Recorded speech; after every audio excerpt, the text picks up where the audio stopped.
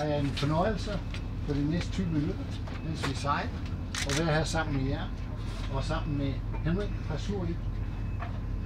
Det er, hvad vi laver i dag, er en del af Holbæk i Pinser-projekt, og det er en række workshops, som jeg skal lave sammen med Aarhus Skole og Absalon Skole, nu kendt som Isefjord Skole. Hvad det handler om i dag, er, at I får lov til at lave jeres egen madpakke. De kommer rundt, Henrik rundt med ting. Og mens I gør det, vil jeg komme rundt med en gæst. Jeg har en dame der, som sidder derovre, som kommer fra Japan. Hun ved ikke så meget om sko her i Danmark. Nogen siger, det er rigtig godt. Nogen siger, det er det ikke. Så undervejs, mens I laver jeres madpakker, så vil jeg komme rundt med Asako.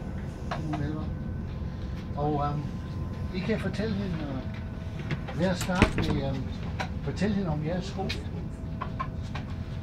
Hvad fag I tager, hvad I synes er godt med jeres sko, hvad I ikke synes er så godt. Lyder det okay? Okay. Så Henrik, så er det over til dig og med. Og god sejlads.